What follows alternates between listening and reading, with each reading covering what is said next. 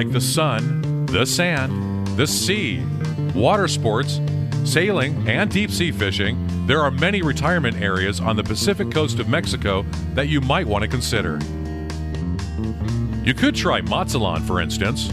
If you head down Mexico's west coast, Mazatlan is the first large combination beach resort and port city that you come to. This is a fairly large city with a population of around 600,000, and it is estimated that there are about 3,500 foreigners living here on a year-round basis. In Mazatlan, you'll find great beaches, excellent fishing and golfing, cheap real estate, and a relaxed lifestyle. Or you could go farther down the coast to the city of Manzanillo.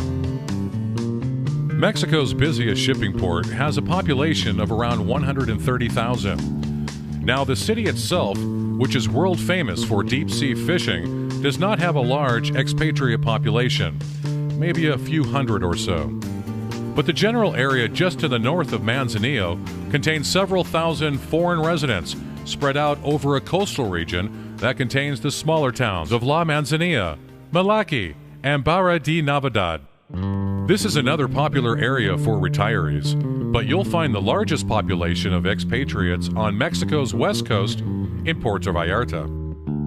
Puerto Vallarta has evolved over the last 50 years or so from a small fishing village to become a gigantic city of around 400,000 residents.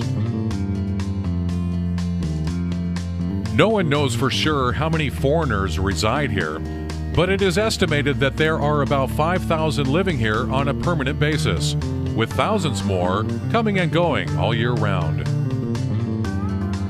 There are many areas you could live at in Puerto Vallarta. You might want to live at the marina, for instance, and spend your leisure hours sailing around on your boat, no matter what size it is.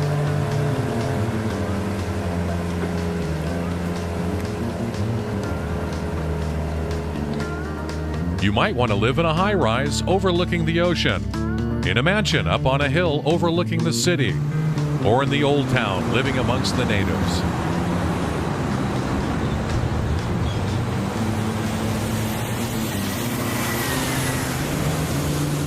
The weather in Puerto Vallarta is perfect during the winter months with warm days and balmy nights, but it tends to get very hot and humid around here during the summer months.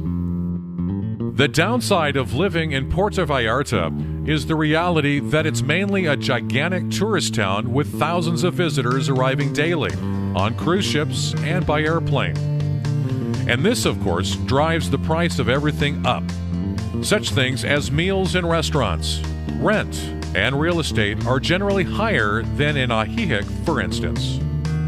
But if you want to live on the ocean and are willing to pay for it, then this could be the place for you. There is one more major retirement area that you might want to consider. And to find it, we have to go inland. One of the oldest expatriate communities in Mexico can be found in the Central Highlands, about a 3-hour drive north of Mexico City. The town of San Miguel de Allende sits some 6,000 feet above sea level and is home to about 100,000 Mexicans and around 4,000 to 5,000 year-round foreign residents. It is a lively, bustling place with the look and feel of an old European town, as some of the architecture here dates back to the 16th century. San Miguel de Allende has a thriving arts community, great restaurants, and some of the best craft shops in Mexico. But living here can be kind of expensive, as real estate and rentals tend to be harder to find and more costly than in other retirement areas of Mexico. But if you want to try living in a small, authentic Mexican town, then this may be the place for you. But no matter where you prefer to live, inland or on the coast, there are many issues to consider, as Mexico is definitely not for everyone. The culture, lifestyle, food, and standard of living are all different than what you're used to back home. And then, of course, there's the mañana mentality that seems to pervade every element of Mexican life, where things don't seem to get done quite as fast as you may want them to.